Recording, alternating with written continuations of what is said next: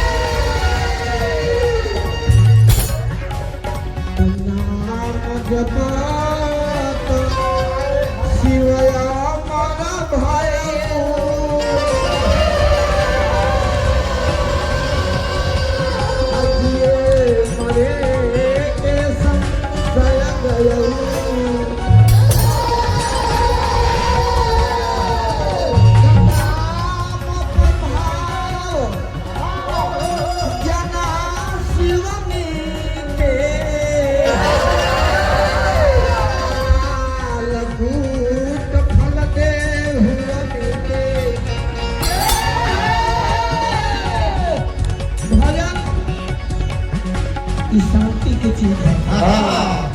How कोई ना से से हाला कोई ना बुझात का किसी को उसी को चले ना कोई टाइम करता तो कहे के भाव बा कहे के भाव सुन के जुगल नाम चार पर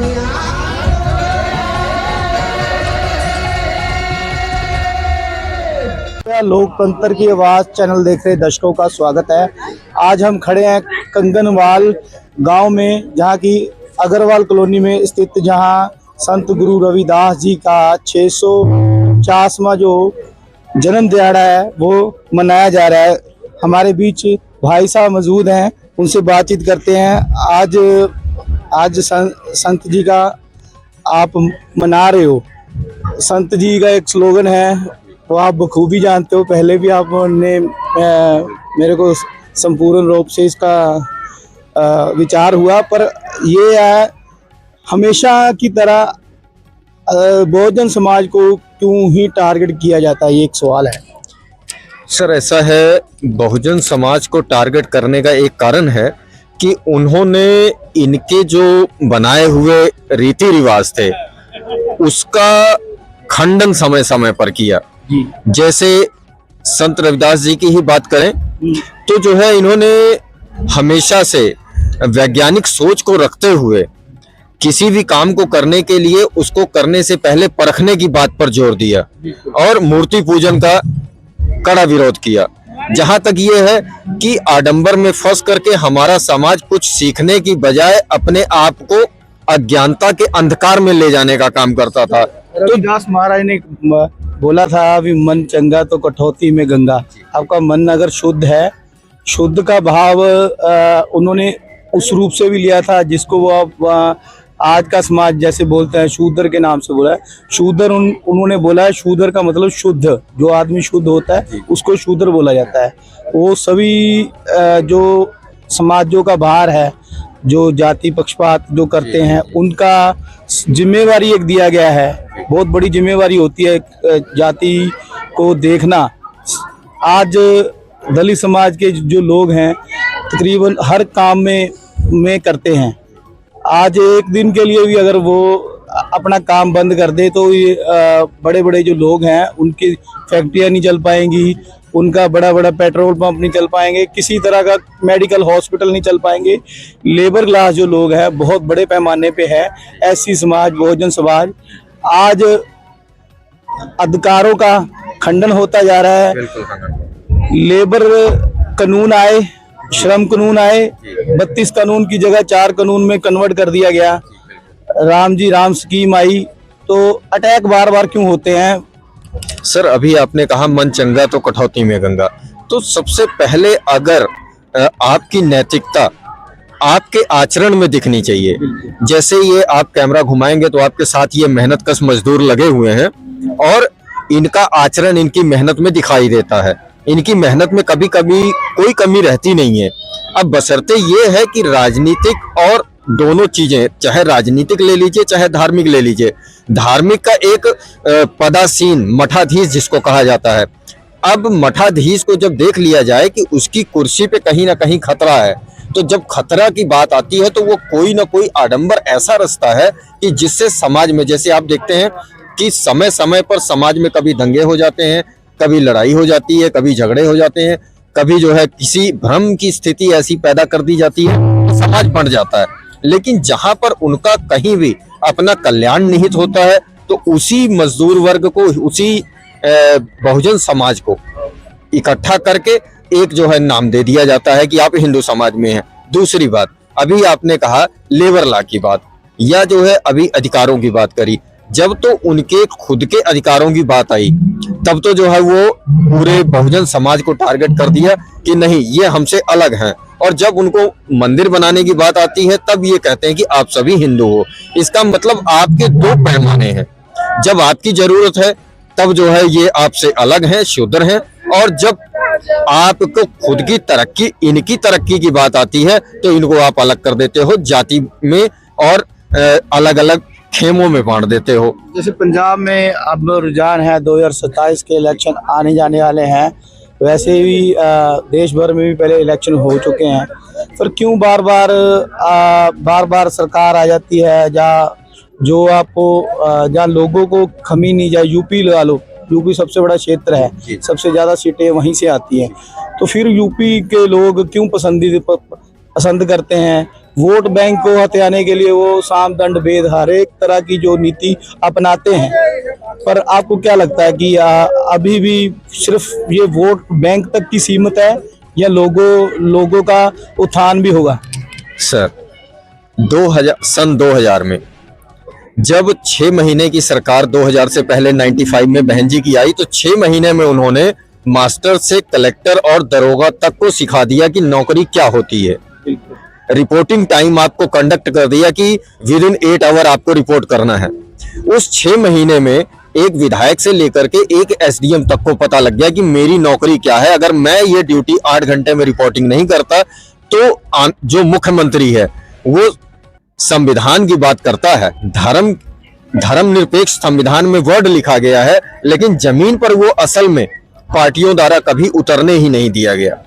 और उस 6 महीने का जो वाकया था, ट्रेलर दिखा, 5 साल की सरकार आई, उसको भी इन्हीं लोगों ने चुना था। लेकिन 5 साल के बाद क्या हुआ, फिर जो है इन्होंने एक शिगोफा बनाया, बहन जी ने डेवलपमेंट किया लखनऊ का, लखनऊ को लखनऊ की पहचान दी कि असल में लखनऊ क्या है। और अकेला उन्होंने लखनऊ अपने महापुरुषों के लिए नहीं बनाया, आज उत्तर प्रदेश सरकार करोड़ों करोड़ रुपए राजस्व कमा रही है। अब सरकार बदलनी थी तो इन्होंने क्या किया, हाथियों को भी निर्वाचन आयोग द्वारा ढकवा दिया गया। उसके बाद जब वोट परसेंटेज आया, वोट परसेंटेज में दिखा कि ये पार्टी आने वाले टाइम में लोकसभा में मुझे खतरा करेगी, तब क्या किया इन्होंने, ईवीएम में खेल किया। और ईवीएम के बाद दूसरा खेल क्या किया, पूंजीपतियों का इस्तेमाल किया। उस दौरान में जितने बीटीसी, बीएड और +2 पास लड़के थे, सभी को कम से कम नौकरी देने का काम बसपा सरकार ने किया था। उसके बाद कहीं ना कहीं समाज का जो उत्थान हुआ वो क्रमवार इन लोगों को पसंद नहीं आया। उसका खामियाजा क्या देख रहे हैं, 14 सालों में चाहे शिक्षा हो प्रॉपर प्राइवेट कर दी गई, नौकरियां हैं प्रॉपर प्राइवेट कर दी गई, सरकारी एग्जाम है टोटली खत्म कर दिए गए। चुनावी साल है 27 और 29, 27 में पंजाब और यूपी में इलेक्शन होने हैं, 29 में लोकसभा का चुनाव होना है, प्रधानमंत्री का चुनाव होना है। 27 में इस समय इतनी बम्पर वैकेंसियां निकल रही हैं जिसकी कोई हद नहीं। आखिर क्यों? क्योंकि 27 में जैसे ही मार्च आएगा, चुनावी अधिसूचना जारी हो जाएगी, ये वैकेंसियां एक दिखावा बन के रह जाएंगी और इनका वोट पार्टियों को ट्रांसफर हो जाएगा। कुल मिलाकर के इनका अपना मतलब सिद्ध हो जाएगा और बहुजन समाज फिर वहीं का वहीं रह जाएगा। बड़े बड़े चुनाव मैनिफेस्टो में वादे किए जाते हैं और कहीं ना कहीं वो पूरे नजर नहीं आते। आज के समय जो चुनाव में जो चुनाव मैनिफेस्टो है, क्यों उसको लीगल डॉक्यूमेंट नहीं बनाना चाहिए? सर लीगल डॉक्यूमेंट, जैसे आपको उदाहरण देता हूं कि पंजाब में आप जैसे भाई ने काशीराम साहब से कहा कि सारी पार्टियों का चुनावी एजेंडा समाज के बीच में रखा जाता है, ठीक है जी, तो आपका क्या एजेंडा है? तो काशीराम साहब का एक ही जवाब था, गुरु ग्रंथ साहिब के हिसाब से सरकार जो चलेगी वही हमारी पार्टी का एजेंडा है। गुरु ग्रंथ साहिब में पूर्ण रूप से शुद्ध रूप से समानता की बात है, भाईचारे की बात है, धार्मिक स्वतंत्रता और न्याय की बात है। अब उस हिसाब से सरकार चलाने के लिए दूसरी राजनीतिक पार्टियों को अगर वैसा करना है तो उनके खुद के जो वोट बैंक हैं, जो उनके चंदा देने वाले हैं, जो उनको फंडिंग करने वाले हैं, वो नाराज हो जाएंगे या उनके जो आने वाले पैसे के जो स्रोत हैं वो कहीं ना कहीं बंद हो जाएंगे। तो कहने का मतलब ये है कि इरादे ही साफ नहीं है तो आप मैनिफेस्टो जितने मर्जी बना लीजिए, लेकिन अगर आप उसको जमीन पे लागू नहीं करते हैं तो मैनिफेस्टो बनाने का कोई फायदा नहीं है। सर आज जो है संत गुरु रविदास जी का सुशोभित है गुरु ग्रंथ साहब में वाणी इनकी महाराज की, क्या कहना चाहोगे? आज प्रकट दिवस है, क्या करें?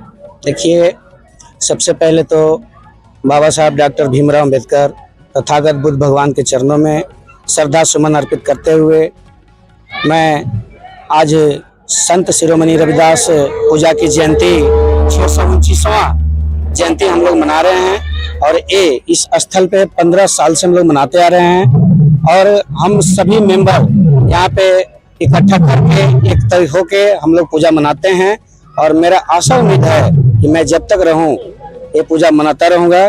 और मेरे साथ साथी हैं, इस कमेटी के अध्यक्ष हैं रमेश जी, उपाध्यक्ष हैं महेश जी, सचिव हैं रविंदर जी, अशोक जी, भीम जी, राकेश जी, मोती जी, हरविंदर जी, मुकेश जी, रविंदर जी, राकेश जी, तमाम साथी हमारे सहयोग करते हैं। मैं इनको जब मैं एंटर किया कंगनवाल में, हाँ जी, एक बड़ी समस्या है, आपका हाँ जी, इतना बड़ा समुदाय है यहाँ हाँ पे। जी, हाँ जी, एक तो सड़क की समस्या है, यहाँ हाँ जी, के काउंसलर साहब कौन है या समस्या का सर यहाँ पे कुछ नहीं है, ये सब अपने लाले लोग अपने दबंगई करते हैं। ये जो है चाहे लाला तो तुरंत बन जाए, ठीक है, पर लाला का क्या है, हमको तो 1200 का रूम में रहना है, हमको क्या है उसको पैसा महीना में दे देना है, तुम गंदगी में रहो। होती है, गिर भी जाते होंगे बच्चे, जो सर गिरते हैं, सब गिरते हैं बीमारियों का शिकार होते हैं, क्या जी सर, सब गिरते हैं, पर करे क्या, हम तो मजदूरी करने आए हैं, क्या करें, हम कहाँ जाएं? आज मीडिया आपके द्वार है, कोई डिमांड करना चाहते हैं? यहाँ सर हमने कई बार फंक्शन किया, नेता मंत्री सब बुलाता हूँ, केवल आते हैं आश्वासन देके चले जाते हैं, पर होता कुछ नहीं है। यहाँ से कौन से एमएलए कौन से? राजेंद्र पाल सिंह छीना जी। हाँ जी। तो काउंसलर साहबान कौन है या किसके सरपंच लगता है? गांव का सरपंच कौन है? मालूम नहीं है सरपंच, अच्छा, पता नहीं। पता नहीं। चलो चीना साहब ओके। अब हल्का जो दक्षिण के हैं विधायक राजेंद्र पाल पुरशीना जी मैडम, उनसे कोई मांग करना चाहते? सब हम लोग मांग करते हैं। इस मंच पे हमने बहुत नेता बुलाया है, सब आते हैं, बस यही आश्वासन देके जाते हैं, हो जाएगा जी, हो जाएगा, पर यहाँ कुछ होता नहीं है। इसका कारण यह है कि हम सभी को यहाँ किसी का वोट है ही नहीं, मुख्य कारण यह है। उनको यहाँ बनाने का क्या फायदा? मांग के दौरान भी अभी आप मीडिया के आपकी वीडियो वहां तक पहुंचा दी जाएगी, पर इसके बावजूद भी अगर मांग नहीं पूरी होती तो कुछ न कुछ अपना समाज के उत्थान के लिए, अपनी रहन सहन के लिए, रहत मर्यादा के लिए क्या कदम उठाए जाएंगे? हम क्या करें सर, हम तो परदेसी हैं, हम लोग यहाँ 12,000 15,000 की नौकरी करते हैं, हम बेड़े में रहते हैं, हमको यहाँ कुछ नहीं है ना, हमारे यहाँ बोला। हाँ जी, आज कर्म भूमि जन्मभूमि आपकी ये है दिल्ली, ये आपकी कर्म भूमि हाँ है। जी, हाँ जी, यहाँ भी आप कमाओगे, खाओगे, यहाँ भी आपके परिवार का विकास होगा और उसके साथ साथ सरकार को भी तो चाहिए। आप हमारे अतिथि देवो भव हो, आप अतिथि होते हो, जब प्रवासी होते हैं अतिथि के बराबर होते हैं, तो उनको ही ऐसा रख रखाव नहीं कर पर सरकार की नाकामियां हैं। कोई मांग करना चाहते हो तो मीडिया के समक्ष। कुछ मांग नहीं है, मांग करने का कोई फायदा ही नहीं सर। मैं बार बार बोल रहा हूँ, मंच पर मैं बुलाता हूँ, यहाँ कहता हूँ, पर कोई सुनता नहीं, कोई फायदा नहीं जी। जैसे कि आपने देखा, बहुत ही सुंदर विचार है अपने मीडिया के सामने समक्ष रखे। देखना ये होगा कि ऐसे ही जैसे दलित समाज को, बहुजन समाज को टारगेट किया जाता है, ऐसे आने वाले समय में कितने दिनों तक एक वोट बैंक को जुटाने की खातिर दलित समाज को कब तक टारगेट किया जाएगा। देखते रहो अब न्यूज़ इंडिया, लोकतंत्र की बात। कैमरा पर्सन तरुण के साथ रविंद्र भोगल की विशेष रिपोर्ट। धन्यवाद।